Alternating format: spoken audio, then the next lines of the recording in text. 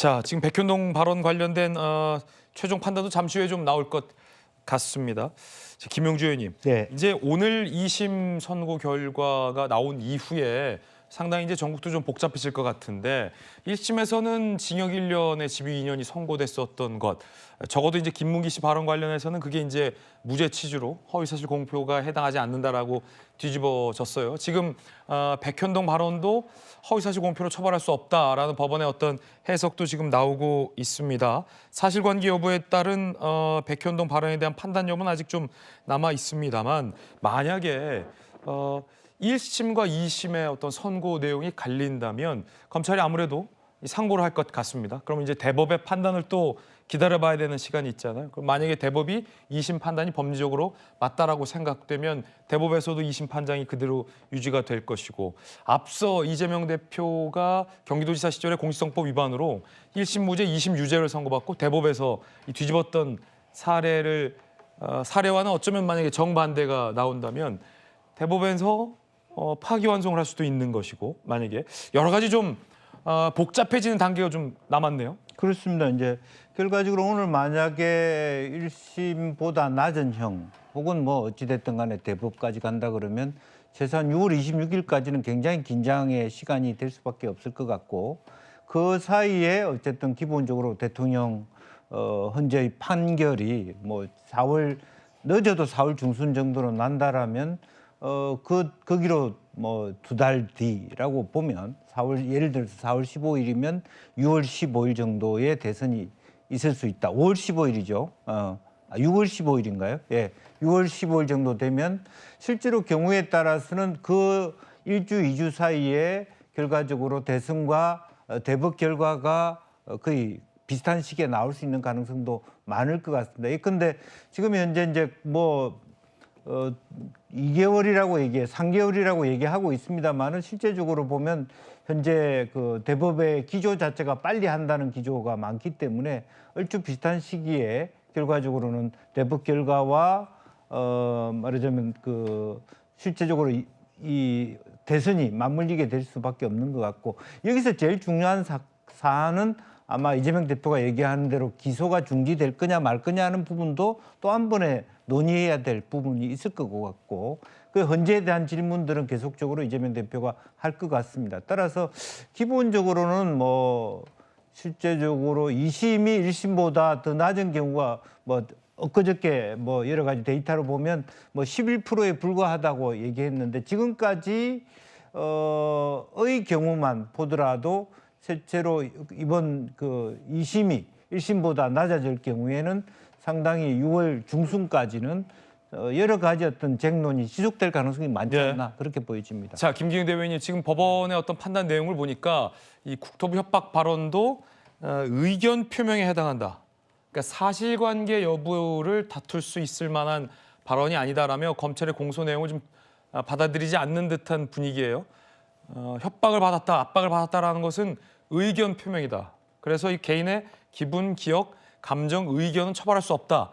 이 대표 측이 주장했던 논리를 법원이 지금 받아들여주는 그런 분위기인 것 같습니다. 그렇다면 1심과 2심의 판단이 완전히 달라지는 건데, 이 같은 법원이긴데 1, 2심의 판단이 완전히 법리가 지금 다른 그런 상황으로 보여요. 어떻게 보십니까? 이 법원의 의견 표명에 해당한다는 제가 만약에 어떤 의도를 가지고 어떤 곳에 가서 거짓말을 할 수 있습니다. 근데 제가 거짓말을 하는데 제가 김진 앵커가 협박을 안 했는데 내가 협박을 했다. 근데 그 협박을 했다고 말하는 이유가 뭔가 아주 누군가한테 속이기 위해서 국민이나 어떤 불특정 다수를 대상으로 해서 그거를 그렇게 말하려는 의도가 명백하다고 했을 때 당신이 어떻게 내 머릿속에 들어와서 내 마음을 아느냐. 자꾸 기억과 감정으로 소환해서 그런 어떤 문제가 있을 때 그렇게 얘기를 한다고 하면 그거에 대해서 저는 판사들이 그거를 판단하는 근거는 과연 무엇일까에 됐을 때 그거는 사실상의 그 협박을 누군가 했다고 했을 때 증거가 있거나 아니면 제3자의 어떤 증언일 수밖에 없다고 보거든요. 그러면 이재명 대표가 협박을 받았다고 해서 국토부 직원과 성남시 직원들 다 조사하지 않았습니까? 특히나 항소심 관련해서는 이재명 대표 측에서 주장했던 그 증인들이 나왔습니다. 그래서 국토부로부터 어떤 협박을 받았느냐 그걸 질문을 했을 때 그분들이 전혀 그런 얘기가 없었다 그런 얘기를 했습니다. 그렇다면 당사자들이 실질적으로 실무진들이 협박을 받았다는 그런 느낌도 없고 그런 사례도 없는데 이재명 대표가 협박을 받았다고 얘기를 했는데 과연 그렇다면 판사님, 그 재판부는 어떤 근거를 통해서 이거는 그냥 의견 표명이고 거짓말이 아니다 이렇게 말할 수 있는지를 모르겠고요. 제가 앞서 말씀드린 것은 네. 이게 앞뒤에 어떤 여러 가지 상황 속에서 이걸 봐야 됩니다. 그렇다면 그게 갑자기 국토부의 압박을 통해 가지고 이게 인허가가 나온 게 아니라 명백히 대법원 판결을 통해서 김인섭 씨가 최종 확정 판결을 받았습니다. 그리고 그거는 로비스트가 누굴 대상으로 했습니까? 성남시를 대상으로 했고요. 성남시장에 어떻게 보면 사인이 있습니다. 그렇다면 이거에 대해서 전혀 협박도 없고 그다음에 김인섭 씨의 그 로비리스트 관련해서 징역 5년에 추징금 70억 원 가까이 나온 부분에 대해서는 최종 결심은 어떻게 설명을 해야 될지 저는 잘 모르겠습니다. 예. 자, 이거 의견 표명이다. 압박과 협박이 있었다. 어쩔 수 없이 해줬다라는 것은 개인의 어떤 의견 표명이므로 허위 사실 여부로 처벌할 수 없다라는 지금 논리거든요. 1심 재판부는 이재명 대표가 스스로 보고를 받고 스스로 종상향을 해주고 이재명 대표의 성남시가 백현동 사업을 추진했는데도 불구하고 국토부에 협박이 있었던 것처럼 말하는 것은 명백히 허위 사실에 해당한다라며 유죄를 선고했는데 2심 재판부는 1심 재판부와 완전히 다른 법리를 들고 나왔다라고 봐도 될 것 같습니다. 압박과 협박, 이건 개인의 어떤 느낌과 의견일 뿐이라는 겁니다. 그렇기 때문에 사실관계에 해당할 수 없다라는 논리가 완전히 지금 갈려져서 강승필 부대변인 어떻게 보십니까? 제가 이제 이재명 대표 측 새로운 변호사하고 어제 이제 연락을 했는데 이번에 항소심의 객관적인 쟁점은 뭐냐면요. 인식의 문제 그런 것보다는 이 허위 사실이라고 하면 우리가 100%가 있는 겁니다. 예를 들어서 나는 김진 앵커와 친한데 김진 앵커가 나를 때렸다. 그럼 자, 이 100%가 워딩인데 여기에 대해서 하나의 허위 사실을 특정을 해야 된다는 겁니다. 자, 그럼 여기서 팩트, 특정된 사실은 김진 앵커가 나를 때린 겁니다. 하지만 내가 김진 앵커랑 친하다는 것은 허위 사실이 될 수도 있는 거예요. 그거는 인식의 문제일 수가 있는 겁니다. 그렇기 때문에 재판부가 검찰에게 김문기 씨와 관련된 것, 백현동과 관련돼서 이재명 대표의 허위 사실 부분을 쿼션, 특정을 해보라 그랬습니다. 그런데 검찰이 제대로 특정하지 못한 거예요. 특히나 이 김문기 씨와 관련된 것은 그래도 쿼션 특정을 했다고 합니다. 그런데 백현동과 관련돼 가지고는 1심에 있었던 그 많은 한 페이지 내용을 그대로 낸 것 같습니다. 그래서 저는 이 법리가 통한 것 같다. 그리고 과거에 또 최근에 사례가 있습니다. 모 광역단체장이 중앙선관위가 나보고 문제가 없다 그랬어 라고 허위 사실을 말한 겁니다. 그래서 문제가 됐습니다. 여기서 중앙선관위는 이재명 대표의 케이스로 따지면 국토부인 것이고요. 그다음에 선관위가 괜찮다라고 했다는 것은 국토부가 협박을 느꼈다는 겁니다. 이거는 허위 사실이라는 겁니다. 하지만 여기에 왜 이게 인정이 안 됐냐면 국토부나 선관위는 후보자가 아닙니다. 예. 그렇기 때문에 당선이나 낙선을 위해서 뭔가 행위를 한 게 아닌 거예요. 그렇기 때문에 했다는 사례도 있었던 것이고 결국에는 재판부가 대법원 사례에서도 이 100개의 어떤 발언 중에서 한 개가 만약에 허위 사실이라고 하더라도 독립된 사실이 아니면 그 전체를 허위 사실로 볼 수가 없다는 겁니다. 그래서 그걸 주장했던 이재명 대표 측의 변론이 통한 것 같고 마지막으로 하나만 더 말씀드리면 계속해서 정진상, 김인섭 이 사람들이 뇌물 받고 비위가 있습니다. 그러니까 이재명 대표도 잘못했을 겁니다. 라는 프레임인데 이건 엄밀히 따지면 축구와 야구처럼 다른 얘기입니다. 지금은 이재명 대표가 한 발언이 허위냐 아니냐 이걸 따지는 거예요. 그러니까 그 방금 말씀하셨던 그런 것들은 나중에 형사재판 가서 이재명 대표도 돈을 받았는지 안 받았는지를 따져보면 될 일이기 때문에 이 허위사실 공직선거법하고는 다르다는 겁니다. 제가 말씀드리자면 이제 축구하고 야구가 다르다고 하는데 제가 볼 땐 반야구를 했다고 봐요. 그러니까 드리고 싶은 게 어떤 사람에 대해서 감정이 내가 협박을 받았다 이 차원이 아니라 실질적으로 그런 행위를 통해서 어떤 성남시장으로부터 행위를 한 겁니다. 인허가를 내준 겁니다. 그런데 인허가를 내줬는데 그거에 대해서 뭔가 이게 문제가 있다, 정상적이지 않다.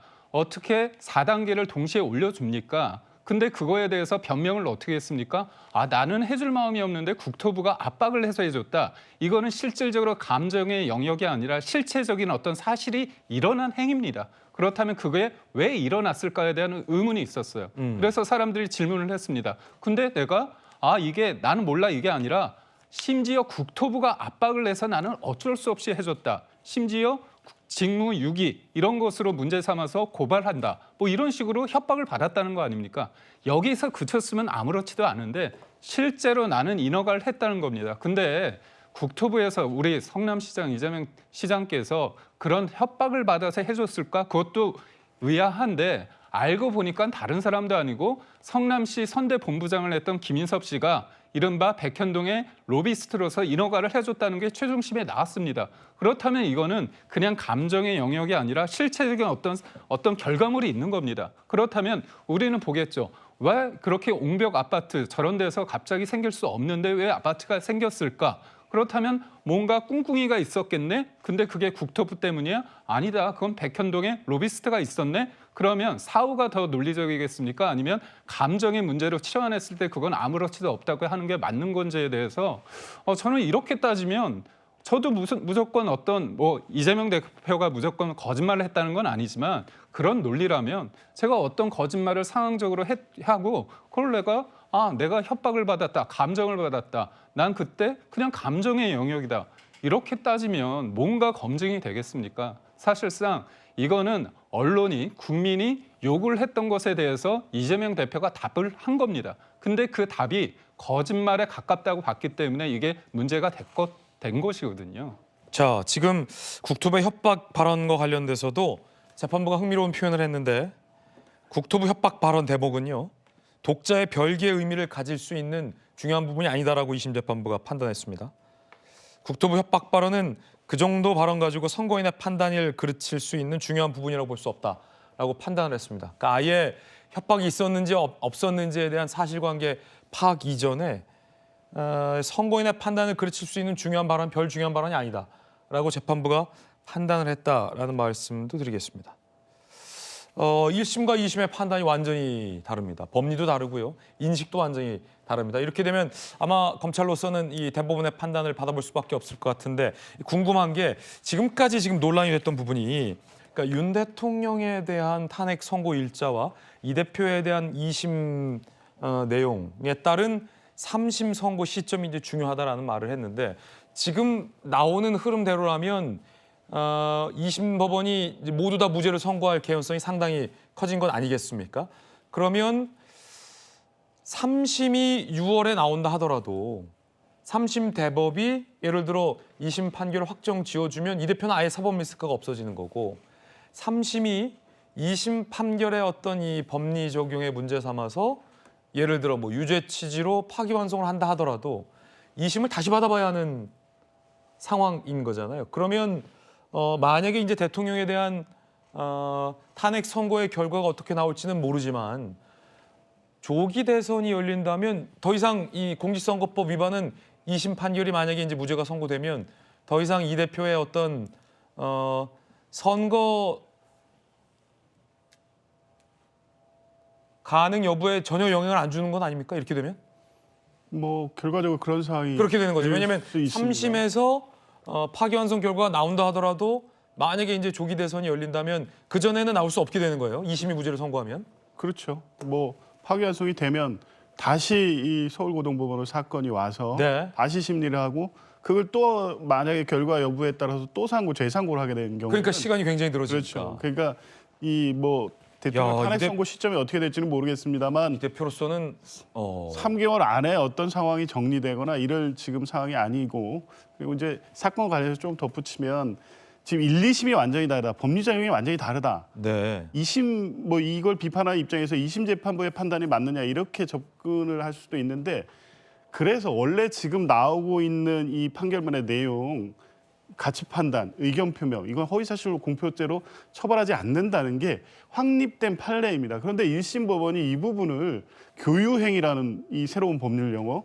그리고 뭐 이렇게 해서 유죄 판단했기 때문에 1심이 유죄가 오히려 이례적인 것이지 이걸 바꾼 항소심의 무죄 판단이 이례적이지 않습니다. 그래서 대법원에 상고한다고 해도 결과가 바뀔 가능성도 많지 않다는 점까지 고려하면 이재명 대표의 공직선거법 사건은 언제가 될지는 모르겠습니다만 대통령 선거 이 상황이라든가 결과에 영향을 미칠 가능성이 적어졌습니다. 예, 2심에서 이제 최종적으로 무죄가 선고된다면 지금 분위기대로라면 모두 무죄가 선고될 가능성이 굉장히 커졌는데 더 이상 이 대표의 어떤 대선 출전 여부에 전혀 영향을 줄 수 없는 시기적으로 변수가 돼버렸다라는 그런 지점인 것 같습니다. 김영주 의원님, 네. 이 대표로서는 굉장한 호재군요.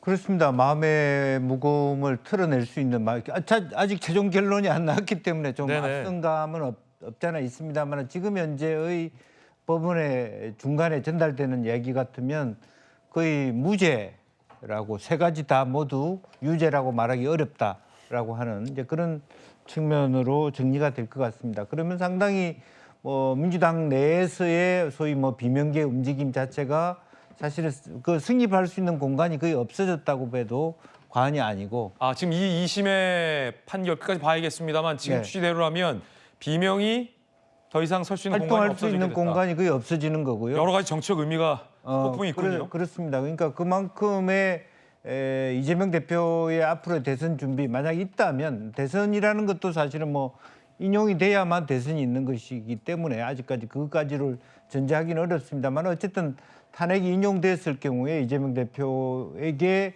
이제는 거의 장애물이 없어진 거 아닙니까? 이제 그러면 실제적으로 보면 언뜻 그 사법 리스크를 전제로 한 비명계의 입지라는 게 굉장히 축소됐다라고 하는 거고요. 지금도 이재명 대표 일극 체제라고 하는데 훨씬 더 탄탄하게 대선 캠프가 꾸려지고 대선 체제로 확 전환될 가능성이 높아졌다 그렇게 봐야 될 것 같습니다. 예, 여러 가지 정치적인 의미가 이 대표로서는 이제 부담을 확 덜 수 있게 됐다. 그리고 사법 리스크 적어도 이 다음 선거 때까지의 어떤 결정적인 사법 리스크는 덜게 됐다. 시기적으로. 두 번째는 당내의 비명이 설 공간 자체가 아예 이제 없어지게 된다라는 어떤 부분입니다. 5대 사법 리스크를 보면 공직선거법이 지금 가장 직면에 있는 어떤 사법 리스크였는데 2심 선고에서 지금 문제가 된다는 부분이 다 없어요. 선거 재판부의 이 선거법 판단을 보면 허위라고도 볼 수 없고 허위사실 유포의 처벌 대상도 아니다라고 완벽하게 이제 이재명 대표 측의 어떤 주장을 다 손을 들어준 결과를 얘기하고 있기 때문에 3심 선고 결과 여부 볼 것도 없이 사실은 시기적으로 이 대표는 굉장한 걸림돌이 없어지게 됐다라는 정치적인 의미가 있을 것 같습니다. 앞에 이제 다시 5대 사법 리스크 표 다시 한번 좀 볼까요? 자, 위중교사야 이제 2심 들어가는데 2심 판단이 언제 나올지 그리고 2심 판단 이후에 3심까지 가야 되니까 이것도 시간적으로 조금 여유가 있고요. 대장동 상암 FC는 언제 나올지도 모르는 재판들. 대북송금은 1심 판단도 아직 안 나온 상황. 법인카드 유용도 1심 판단도 안 나온 그런 상황이라서 이 대표에게 사법 리스크가 있다고는 하지만 대선이 언제 열릴지 모르지만 적어도 선거 때 이 대표에게 영향을 줄 수 있는 사법 리스크는 해소가 됐다라고 봐도 되겠군요. 당장에는. 그렇죠. 근데 이제 제가 얼마 전에도 드렸던 말씀이지만 저희 민주당에서 걱정하는 것은 사실 이재명 대표가 얼마 전에 위증교사와 공직선거법 두 개의 1심 선고를 앞두고 있었을 때 공직선거법과 관련해 가지고는 국민의힘에서도 사실 이거는 무죄가 나올 수도 있다. 하지만 위증교사는 그 녹취록이 있기 때문에 이것은 유죄를 피할 수가 없을 것이다. 라고 해서 사실 공직선거법보다는 위중교사에 대한 유죄에 대해서 상당히 기대를 하는 그런 모양새였습니다. 그런데 이게 막상 판결을 받아보니까 공직선거법이 무죄라고 기대를 했는데 유죄가 나왔고 또 위중교사는 유죄일 거라고 예상을 했는데 의외로 또 무죄가 나온 겁니다. 그런데 이게 순서가 바뀐 것이죠. 그렇기 때문에 어쩌면 이런 표현은 그렇습니다만 1대1로 퉁친 겁니다. 그런데 그런 상황에서 뭘 쳤다고요? 퉁친 겁니다. 퉁친 거다. 그러니까 이게 리스크가 상쇄된 거죠, 일종의. 그리고 또 리스크가 생긴 것이고. 그러다가 1심에서 그 공직선거법이 그렇게 무죄가 나올 수도 있다고 했는데 결국은 유죄 나오니까 자, 이제 항소심 두고 봅시다.